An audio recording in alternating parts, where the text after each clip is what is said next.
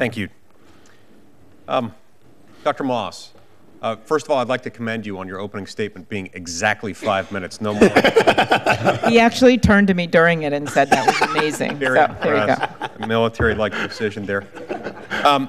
So in conducting antitrust analysis, our subcommittee often looks to whether and to what extent there may be barriers to entry in a particular marketplace, the barriers that might prevent a competitor from coming into the marketplace and providing some market discipline.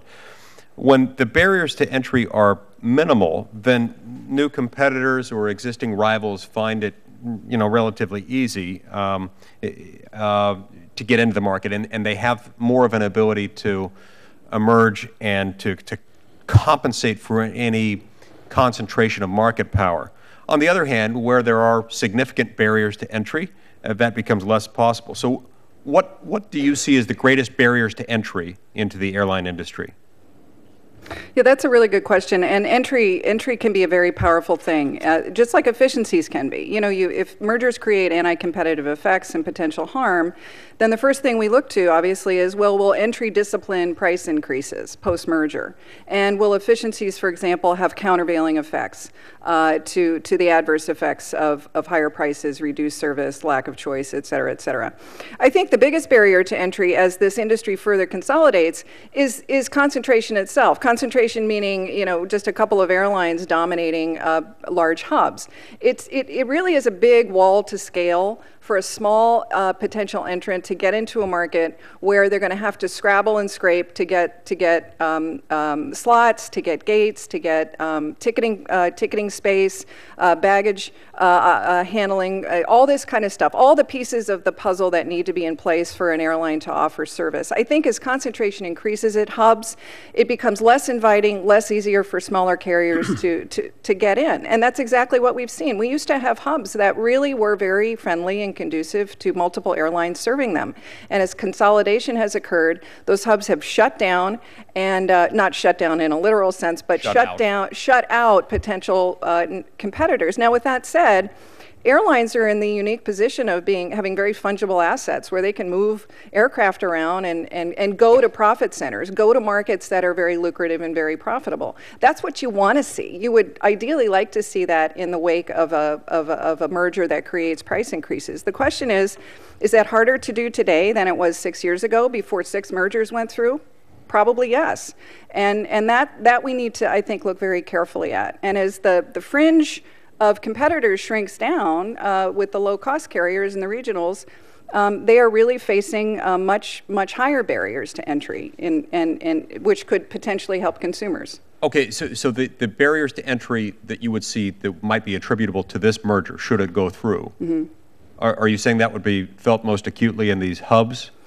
I think if the hubs become more consolidated, and we've shown that to be the case in many major airports, then yes, I think it will be harder. Are there any other barriers to entry that you can point to that would flow naturally from this merger if it were to proceed?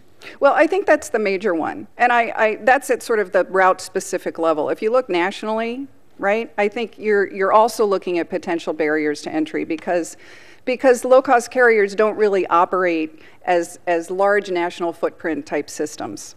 And it will be difficult for them to expand their operations to try and horn in on that market, to try and get a foothold in that market to compete on a broader level.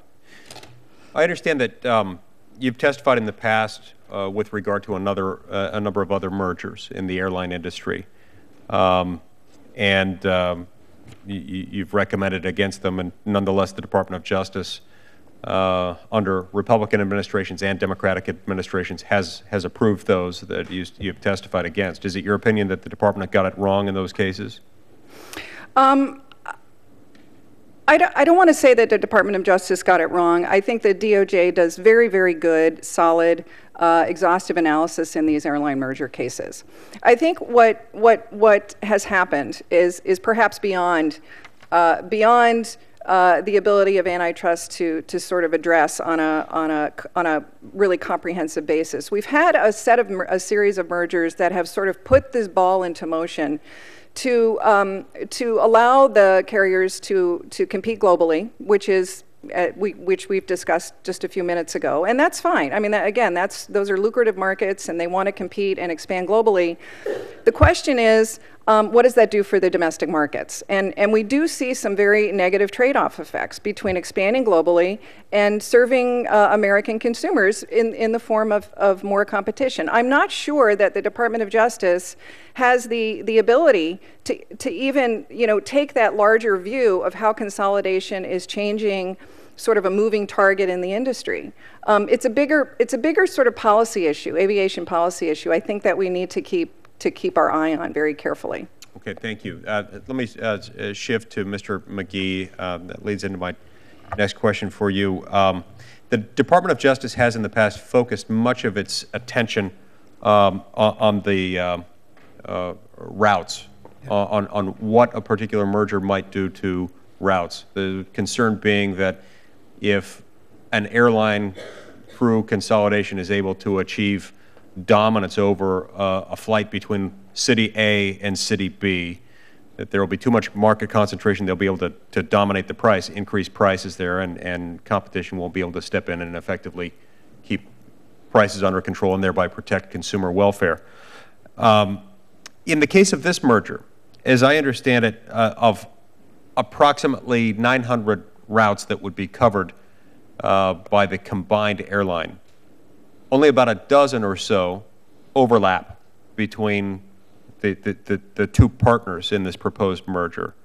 So does that suggest that at least that part of the antitrust analysis suggests that this is mostly okay? No, I think, Consumers Union has some concerns about the analysis being a little narrow in that sense. Certainly it's important to look at head-to-head nonstop competition, and that's certainly probably the first thing you would look at. But, as Mr. Horton pointed out... But that aspect of it you would concede is not a red flag. I mean, 900 routes, 12 overlap. Relatively, I mean, obviously, if you live in those cities or you do business in those cities, it's certainly a big concern. But I was going to say, as Mr. Horton pointed out earlier, we're talking about network carriers here. So, you can basically pick any 2 points on the domestic map and say that, these two carriers have a fair shot at competing over their hubs.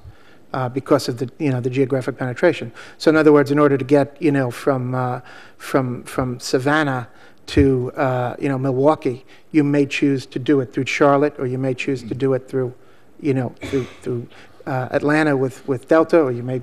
I'm not even sure if American would serve that through Miami. But clearly, there are a whole plethora of options. So when you're looking at network carriers, you really are looking at a much, much bigger scope. And I guess the question is, how closely is the DOJ looking at that? Okay, thank you. We've talked a lot today about consumer welfare, and we've acknowledged the fact that the best way to protect consumer welfare is through robust competition, making sure that within the marketplace, within the market that we're examining, that there is effective, strong competition. And, in response to questions about competition, proponents of the merger have suggested that this transaction, if approved, if it proceeds, will have important pro-competitive effects. I'd like to just sort of close by giving Mr. Horton and Mr. Parker a chance to respond to some of the statements that have been made on the other side of this, and sum up by providing in brief form what you think are the benefits to competition and consequently to consumer welfare that could be achieved through this merger. Well, maybe I'll start. I think a strong U.S. airline industry is important to the U.S. economy and is important to all Americans. And I do think that consolidation has been part of creating a healthier U.S. industry, more able to invest on behalf of our customers. Certainly see that at American. I think you'll see it at the New American. It's about choice. This merger will create more choice for customers, more ability to fly to more places, to connect more dots on the map, and create a third truly global competitor to the big U.S. airlines we compete with, but also the global airlines that we compete with. This is a globally competitive industry now. So I think it's about creating more choice, more opportunities for our customers, and we think that's good for American. We think it's good for U.S. Airways. We think it's good for America. Mr. Parker? That was well said by Tom. I'd just like to also follow on thanking you for your comments and your about the importance of our business.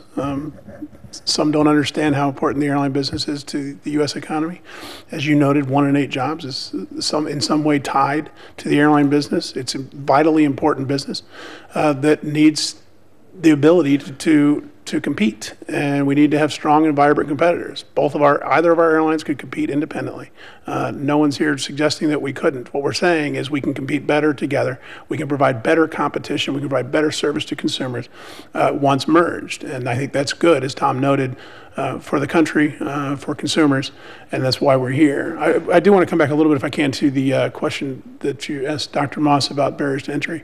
The reality is there are no barriers to entry in this business. There are, because we have worked so hard to modernize our fleets at the larger airlines. There is a large amount. There are large and inexpensive aircraft for any entrepreneur that wants to go buy a fleet of airplanes cheaply. The airplanes are out there. If you just go ask your favorite entrepreneur why they don't go do that. Why, they will not tell you, oh, because I can't find airplanes. They won't tell you, oh, because I can't fly to the routes I want to fly. They will tell you because I can't make any money doing it. It is too intensely competitive, and you cannot cover your cost of capital by starting up a new airline. Not because of barriers to entry, because it's so competitive you can't make any money. I assume some would add to that, though, the regulatory burden associated with That's part of the. It's expensive as well. Yes, sir. It's expensive. Lawyers aren't cheap, as it turns out. Yeah, but no, honestly, I'd encourage you to go ask any entrepreneur why it is, and that's what you'll hear. You'll hear about it. You'll hear that it's expensive. It's highly regulated. But mostly, they will tell you, why would I want to invest now in that business? It's too competitive. So anyway. With that said, I will just come back to where Tom ended up, which is we think this is great. We know it's great for our two airlines, for the employees of both airlines, and we know it's great for the consumers because we're going to create a stronger airline that provides customers more choice. Okay, thank you. Thank you, so Senator. much. Thank you, Chair.